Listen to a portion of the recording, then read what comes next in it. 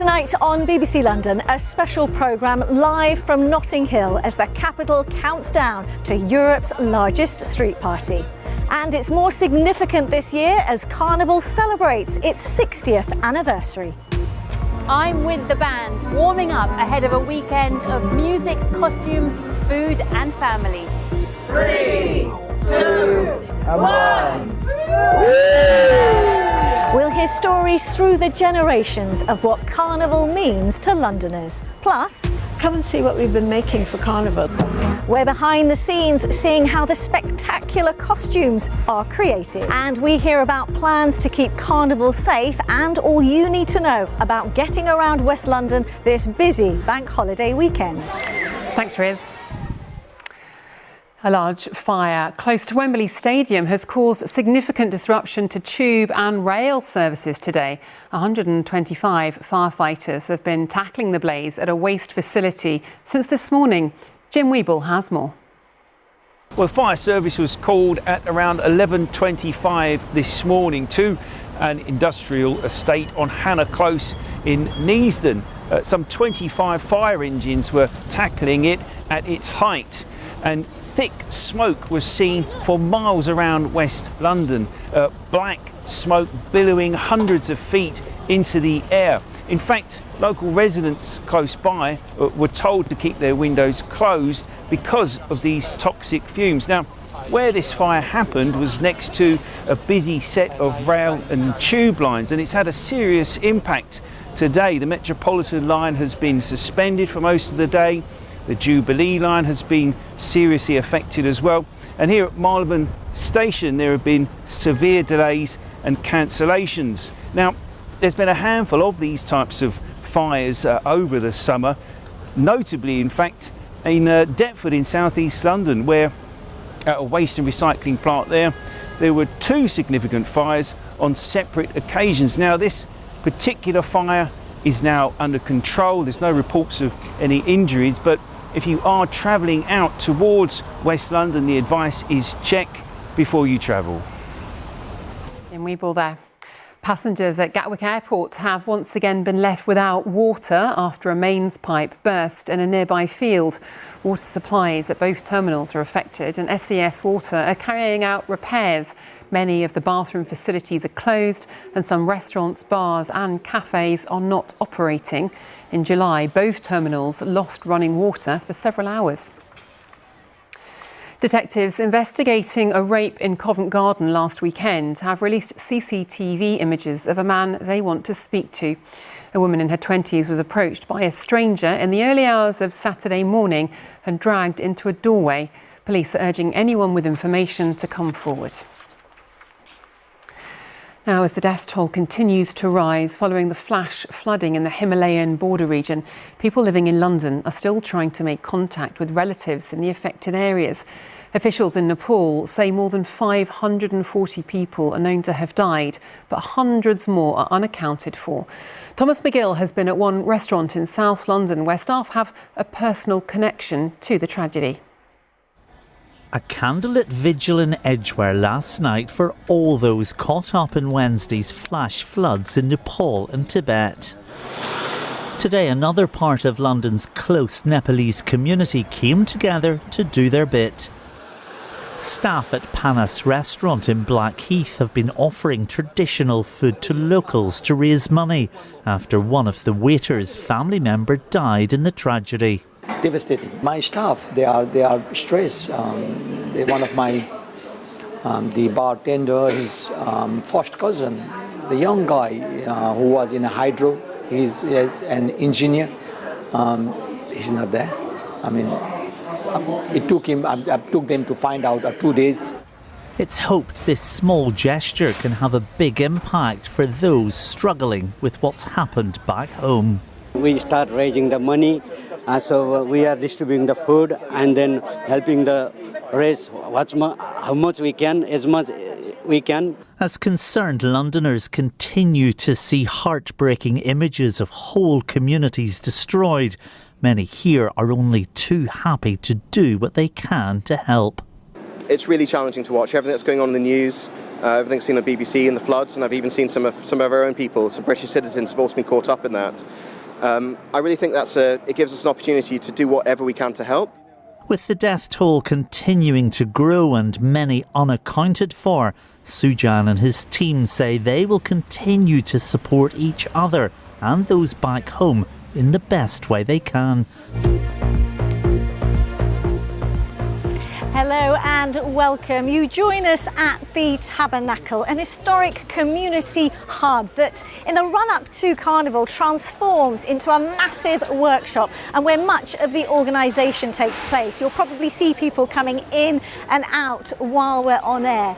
It is the beating heart, if you like, and over the weekend it is going to get seriously busy as this world-famous Notting Hill Carnival marks its 60th anniversary. We'll talk more about the history and the significance in a moment. But first, talking about crowds, the number of people coming has grown over the years. Almost 2 million people are expected to descend on this corner of the capital over the next few days to soak up the atmosphere. And how to keep the event safe has become a key concern in recent years. Our Home Affairs correspondent, Sonia Jessup, reports on plans to keep carnival goers safe, including some new measures. Once again, the streets of Notting Hill are set to fill with the sights and sounds of Carnival. But this year has some big changes when it comes to keeping everyone safe, including doubling the number of stewards to around 3,500. We've always known that we needed more stewards. We just didn't have the resource. You know, some people say that too much money's been spent on Carnival, but I would say it's an investment, not just in the economic impact that Carnival has on London, but also on the social impact and what it does for people's hearts, minds and their well-being. That extra £4.6 million grant from City Hall comes following concerns in previous years over crowd safety and the potential of a dangerous crush. There'll also be more CCTV and signage. More than 7,000 police will be on duty over the weekend. Earlier this week, the Met, along with the Greater Manchester Force, arrested 7 people suspected of being part of a gang which may be linked to violent robberies at the 2025 Carnival. The Met says they'll be using more live facial recognition here this year too, despite concerns last year from civil liberty and anti-racism groups. So it's going to be used at Carnival, and that's going to be basically to identify those people coming to Carnival who want to commit crime. Last year at Carnival, when we used it, we arrested over 61 people who were coming to Carnival, and we spoke to over 30 registered sex offenders. So even if the technology gets it wrong, it might be stopped and questioned. That's an inconvenience, but I think that's something that should be tolerated in the interest of safety. My understanding, it was successful last year, and I can't speak for everyone, but I think it's a good thing.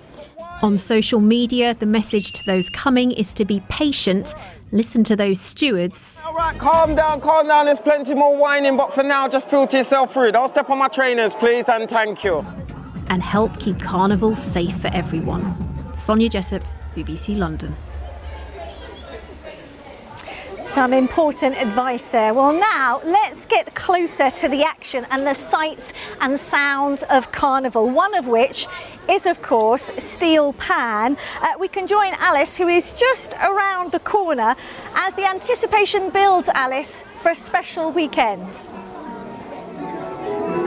It certainly is a special weekend here in Notting Hill. I'm on All Saints Road, which this evening is a hive of activity. You will no doubt see and hear behind me the sweet sounds of the Mangrove Steel Orchestra, who are rehearsing ahead of their big day, which is tomorrow in the steel pan competition called Panorama, and then of course ahead of Carnival. So I'm going to go and grab one of the members of Mangrove, Marvin. Sorry to interrupt you. Good afternoon. So you are rehearsing ahead of tomorrow. Yeah. What are you getting up to? What's it going to be like, and how are you feeling ahead of the big competition? We're quite confident this year. We've been doing really well. Everyone's getting ready to rehearse now, so we're just all excited, running on an adrenaline at the moment. And I believe that you are the reigning champions, and you have been for many years. Yeah, we've been for many years, been for the last 3 years. Yeah. And what's it like being in a steel pan band, Marvin? How long have you been rehearsing for this competition? How much of a part of your life is it? What does it bring you? We've been rehearsing for 2 to 3 months. technically.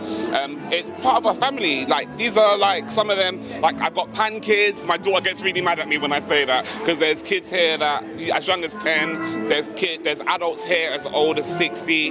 We've got a range of people here. We sit down, we eat together, we're family, you know? And so tomorrow, when you face Panorama, you go out there united. Is there a lot of competition with the other bands? Yeah, there's a big, strong rivalry, but at the same time, a lot of them are friends. Like, you know, at the same time, it's just healthy rivalry. Healthy rivalry, indeed. Yeah. Well, I will let you get on with your rehearsal. Okay, we will thank be you so hearing from Mangrove Band a little bit later on in the programme. But for now, from a very noisy All Saints Road, it's back to you, Riz.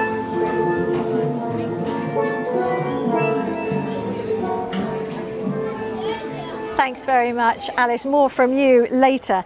Now, the theme of this year's carnival is respect, honouring the ancestors. And earlier today, there was a special moment recognising the generation of Caribbean Londoners who've helped shape Notting Hill Carnival. 5, 4, 3, 2, and 1. This plaque is one of many that recognise and celebrate the contributions and achievements of our people and the people who've built this community. This plaque is about history. It is about recognition of all the pioneers who've contributed to this thing we call Carnival in Notting Hill. 60 years. Give it a round of applause. Well, one of the people who made that happen is Dr. Jack Bueller from the Nubian Jack Community Trust. Really good to have you here. What does it mean to see the names of those 70 pioneers who've helped shape this famous event? I think it's very important because Carnival is so important. It's contributed so much to diverse Britain, particularly from the post-war years, and we've developed it into a phenomenon, and it's only right that these people who've made this phenomenon be recognised, and I'm so honoured that we are doing that with the largest blue plaque in the world. And it coincides with 70 years since London Transport began recruiting workers from the Caribbean to help build our city's network.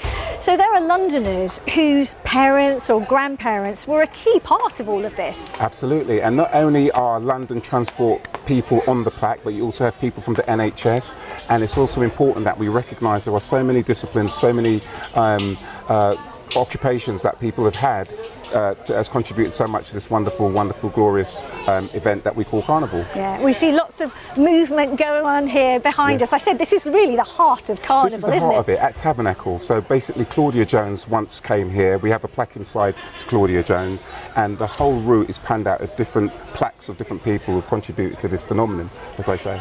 And given that it is such a significant moment, 60 years, on this significant anniversary, what does Carnival mean to you? Well, Carnival means many things to me. It means food, it means cuisine, it means music, it means culture, but most of all it means costumes, and particularly those who wear the costumes. I won't elaborate too much, but I love the way the costumes are exhibited every year, particularly by the women, of course.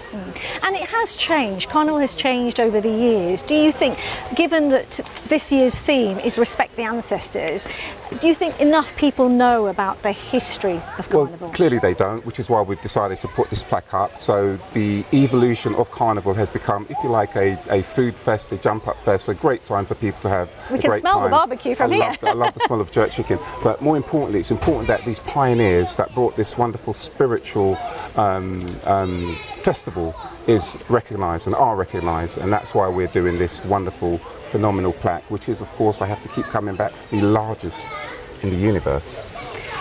Was it hard to pick 70 people who were pioneers? It's extremely controversial, and I'll tell you now, there are 69 names on the plaque, because the 70th name is to all those who have not been named, and that was my get out clause.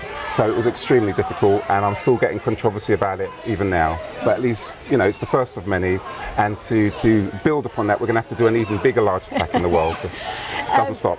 Jack Bueller, thank you for joining us here on BBC London. Really good to speak to you, and have a wonderful carnival. Thank you very much. Thank That's you. Dr. Jack Bueller. Well, carnival wouldn't be carnival, would it, without the costumes? And a little later, we're going to talk about the context and the role that they play with a fashion historian. We're also going to have all the important information you need if you're coming this weekend. But don't worry, you can also experience it from home, from your mobile or your smart speaker on BBC Radio London. That's on Bank Holiday Monday. I'll be back a little later, but right now, let's get some of the day's other news with Victoria in the studio. Hello there. Thanks, Riz. Well, you can, of course, get more on the day's news on our website. But for now, let's go back to Riz in Notting Hill with more on Carnival. Riz.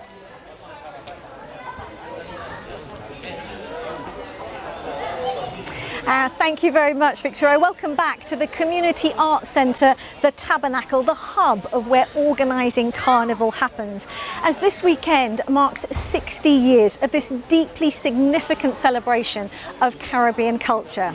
Now, Carnival wouldn't be Carnival without costumes, and later on we're going to talk about the role that they play with a fashion historian. But first, let's arm you with everything you need to know about Carnival and cross over to Alice, not far away, who can tell us.